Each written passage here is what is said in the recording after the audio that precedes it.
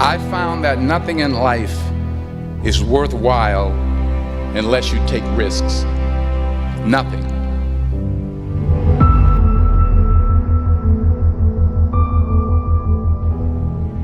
Nelson Mandela said, "There is no passion to be found playing small and settling for a life that's less than the one you're capable of living."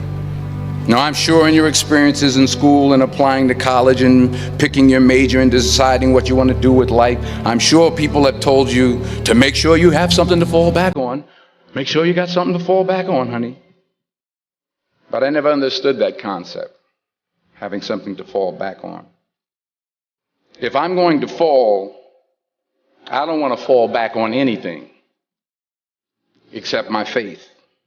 I want to fall forward. I figure at least this way I'll see what I'm going to hit. Fall forward. This is what I mean. Reggie Jackson struck out 2,600 times in his career, the most in the history of baseball. But you don't hear about the strikeouts. People remember the home runs. Fall forward. Thomas Edison conducted 1,000 failed experiments. Did you know that? I didn't know that. Because the 1,001st was the light bulb. Fall forward. Every failed experiment is one step closer to success. You've got to take risks, and I'm sure you've probably heard that before, but I want to talk to you about why that's so important. I got 3 reasons. First, you will fail at some point in your life. Accept it. You will lose. You will embarrass yourself. You will suck at something. There's no doubt about it. And I know that's probably not a traditional message for a graduation ceremony, but hey, I'm telling you, embrace it, because it's inevitable. In the acting business, you fail all the time. Early on in my career, I auditioned for a part in a Broadway musical. Perfect role for me, I thought, except for the fact that I can't sing. So I didn't get the job. But here's the thing. I didn't quit. I didn't fall back. I walked out of there to prepare for the next audition, and the next audition, and the next audition. I prayed. I prayed, and I prayed. But I continued to fail, and fail, and fail. But it didn't matter, because you know what? There's an old saying, you hang around the barbershop long enough, sooner or later you're going to get a haircut. So you will catch a break, and I did catch a break. Last year, I did a play called Fences on Broadway. But here's the kicker. It was at the Court Theater. It was at the same theater that I failed that first audition 30 years prior. The point is, and I'll pick up the pace, the point is every graduate here today has the training and the talent to succeed. But do you have the guts to fail? Here's my second point about failure. If you don't fail, you're not even trying. I'll say it again. If you don't fail, you're not even trying. My wife told me this great expression. To get something you never had, you have to do something you never did. Les Brown's a motivational speaker. He made an analogy about this.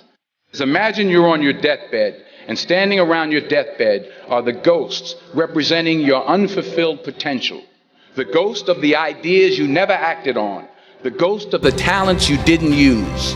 And they're standing around your bed, angry, disappointed, and upset. They say, we came to you because you could have brought us to life, they say. And now we have to go to the grave together. So I ask you today, how many ghosts are going to be around your bed when your time comes? You've invested a lot in your education, and people have invested in you. And let me tell you, the world needs your talents. Man, does it ever. I just got back from South Africa. It's a beautiful country, but there are places there with terrible poverty that need help. And Africa is just the tip of the iceberg. The Middle East needs your help. Japan needs your help.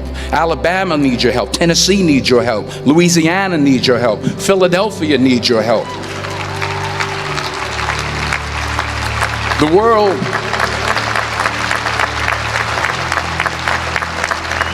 world needs a lot, and we need it from you.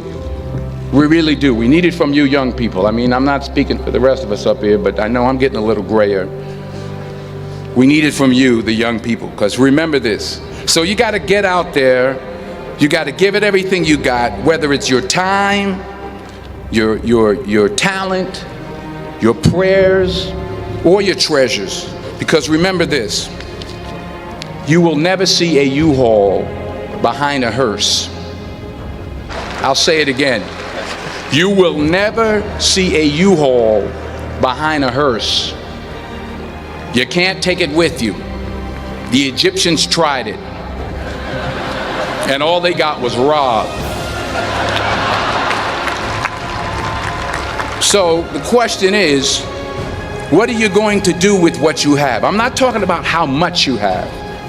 Some of you are business majors, some of you are theologians, nurses, sociologists, some of you have money, some of you have patience, some of you have kindness, some of you have love, some of you have the gift of long suffering, whatever it is, whatever your gift is. What are you going to do with what you have? All right, now here's my last point about failure. Sometimes it's the best way to figure out where you're going. Your life will never be a straight path. I began at Fordham University as a pre-med student. I took a course called cardiac morphogenesis. I couldn't read it, I couldn't say it, I sure couldn't pass it. So then I decided to go into pre-law, then journalism. And with no academic focus, my grades took off in their own direction. I was a 1.8 GPA one semester, and the university very politely suggested that it might be better to take some time off. I was 20 years old, I was at my lowest point. And then one day, and I remember the exact day, March 27th, 1975, I was helping my mother in her beauty shop. My mother owned a beauty shop up in Mount Vernon. And there was this older woman who was considered one of the elders in the town. And I didn't know her personally, but I was looking in the mirror, and every time I looked at the mirror, I could see her behind me, and she was staring at me. She just kept looking at me. Every time I looked at her, she kept giving me these strange looks. So she finally took the dryer off her head and she said something I'll never forget. First of all, she said, "Somebody give me a piece of paper, give me a piece of paper." She said, "Young boy, I have a prophecy, a spiritual prophecy." She said, "You are going to travel the world and speak to millions of people." Now mind you, I'm 20 years old, I'm flunked out of school. In fact, like a wise ass, I'm thinking to myself, maybe she's got something in that crystal ball about me getting back into school next fall.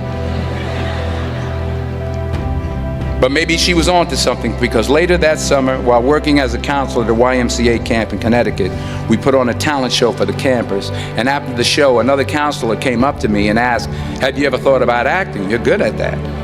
So when I got back to Fordham that fall, I got in, I changed my major once again for the last time. And in the years that followed, just as that woman prophesied, I have traveled the world, and I have spoken to millions of people through my movies. Millions who, up till this day, couldn't see me. Up till this day, I couldn't see while I was talking to them, and they couldn't see me. They could only see the movie. They couldn't see the real me. But I see you today, and I'm encouraged by what I see. And I'm strengthened by what I see. And I love what I see. Because taking risk is not just about going for a job. It's also about knowing what you know and what you don't know. It's about being open to people and to ideas. Begins to take small steps, small risks. He very, very, very slowly begins to overcome his fears. And I feel ultimately his heart becomes flooded with love. And I can't think of a better message as we send you off today. to not only take risks, but to be open to life, to accept new views, and to be open to new opinions, to be willing to speak at a commencement at one of the best universities in the country, even though you're scared stiff. While it may be frightening, it will also be rewarding. Because the chances you take, the people you meet, the people you love, the faith that you have, that's what's going to define you. When you leave the friendly confines of Philly, never be discouraged, never hold back, give everything you got. And when you fall throughout life, remember this: fall forward. Without commitment, you'll never start, but more importantly, without consistency, you'll never finish. It's not easy. If it was easy, there'd be no Denzel Washington. So, keep working, keep striving, never give up, fall down 7 times, get up 8. Ease is a greater threat to progress than hardship. Ease is a greater threat to progress than hardship. So, keep moving, keep growing, keep learning. See you at work. What my mother said to me was, Denzel, you do a lot of good, but you must do good the right way. She said, and you know what I'm talking about.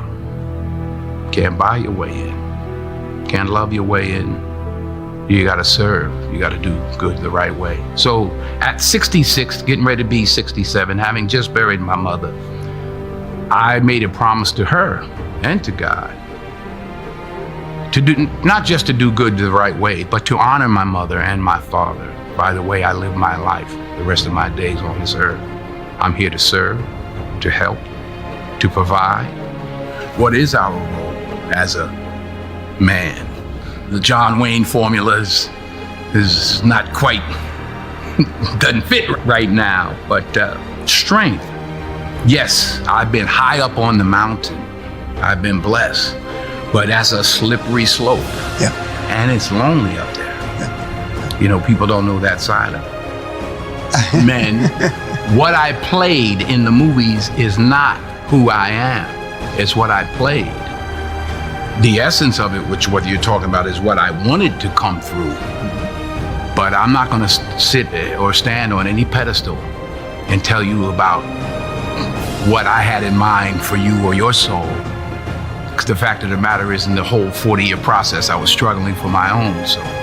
But I love to inspire. I like that. I like seeing people do well. It was so interesting, I ended up becoming an actor because I've never been the out front guy.